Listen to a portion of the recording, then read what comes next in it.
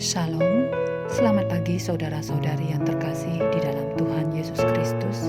Selamat berjumpa kembali di dalam renungan pagi hari ini. Sebelum kita membaca dan merenungkan firman Tuhan, marilah kita bersama-sama mempersiapkan hati dan pikiran kita dan memohon tuntunan Roh Kudus. Mari kita berdoa. Bapa di sorga, kembali kami datang menyapamu di pagi hari ini. Kami bersyukur dapat menikmati hari baru dan kami ingin mengawalinya dengan membaca serta merenungkan sebagian dari firman-Mu yang kami percaya akan mengubah diri kami menjadi lebih baik. Kami lebih mengenal-Mu yang mengasihi kami serta menguatkan iman kami kepadamu. Kami memohon, biarlah kiranya Roh Kudus menuntun kami, juga membuka akal pikiran kami. Kami juga memohon, ampunilah dosa-dosa yang menghalangi kami dari menerima berkat firman-Mu. Terima kasih ya Bapa. Dalam nama Yesus Kristus, Tuhan, kami berdoa dan bersyukur. Amin. Saudara-saudari yang dikasihi Tuhan, renungan firman Tuhan pada pagi hari ini terambil dari 2 Korintus 1 ayat 8-11. Saya akan membacakannya untuk kita. Sebab kami mau, saudara-saudara, supaya kamu tahu akan penderitaan yang kami alami di Asia Kecil. Beban yang ditanggungkan atas kami adalah begitu besar dan begitu berat, sehingga kami telah putus asa juga akan hidup kami. Bahkan kami merasa seolah-olah kami telah dijatuhi hukuman mati. Tetapi hal itu terjadi supaya kami jangan menaruh kepercayaan pada diri kami sendiri, tetapi hanya kepada Allah yang membangkitkan orang-orang mati. Dari kematian yang begitu ngeri, Ia telah dan akan menyelamatkan kami. Kepadanya kami menaruh pengharapan kami, bahwa Ia akan menyelamatkan kami lagi, karena kamu turut membantu mendoakan kami, supaya banyak orang mengucap syukur atas karunia yang kami peroleh berkat banyaknya doa mereka untuk kami. Saudara-saudariku yang terkasih, judul renungan pada pagi hari ini adalah Topangan Doa. Saudara-saudari yang dikasihi Tuhan, dalam suratnya kepada jemaat di Korintus ini, Rasul Paulus menyampaikan isi hatinya secara terbuka. Ia menyampaikan betapa beratnya pergumulan dan tantangan yang dihadapi mereka dalam tugas pelayanan untuk memastikan pemberitaan Injil yang benar. Dan ia meminta jemaat Korintus untuk menopang dan mendukung pelayanannya tersebut melalui doa jemaat. Paulus sendiri selalu menyertakan jemaat orang lain di dalam doanya. Saudara-saudari yang dikasihi Tuhan, sebagai orang Kristen, hidup kita penuh dengan doa. Bagi kita, berdoa itu merupakan persekutuan kita dengan Allah, di mana relasi dibangun.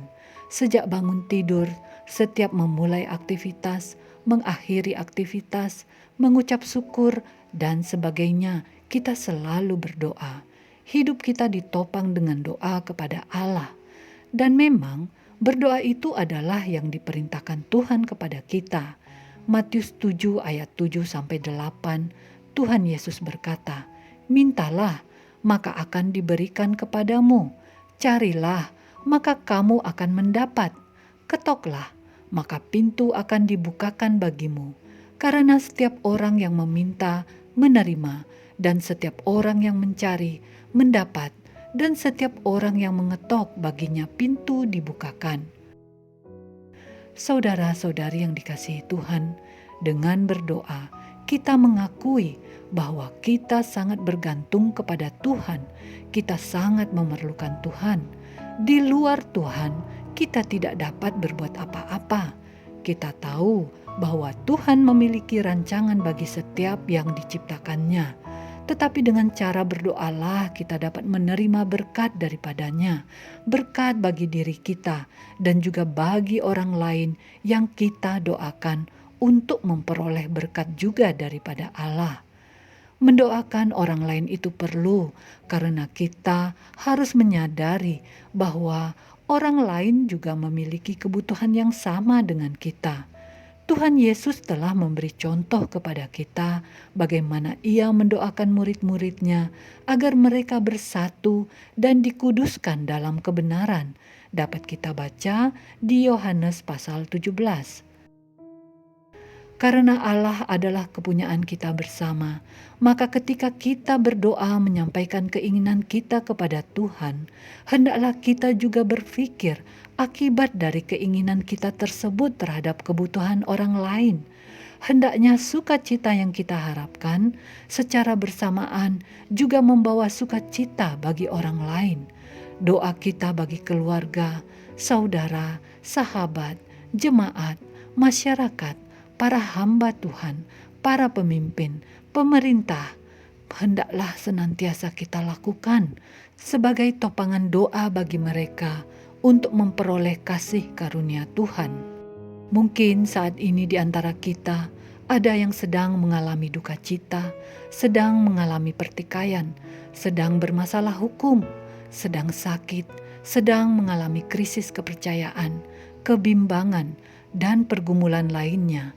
Mari kita saling menopang dalam doa, kiranya diberi kekuatan, jalan keluar, kesembuhan, dan dijawab Tuhan doanya. Yakobus 5 ayat 16. Karena itu, hendaklah kamu saling mengaku dosamu dan saling mendoakan supaya kamu sembuh.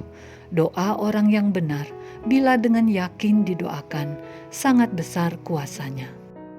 Demikianlah renungan pada pagi hari ini. Tuhan memberkati. Kita akan menutup renungan dalam doa, tetapi jika saudara ingin didoakan secara khusus, hubungi email kami. Kerinduan kami agar channel ini menjadi berkat bagi banyak orang.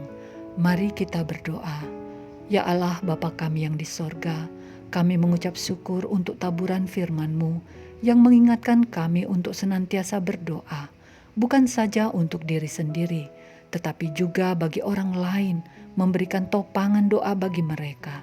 Ajarlah kami agar menjadi orang-orang yang peduli dengan orang lain, khususnya dalam rangka pengabaran Injil-Mu oleh para hamba Tuhan yang menghadapi banyak tantangan.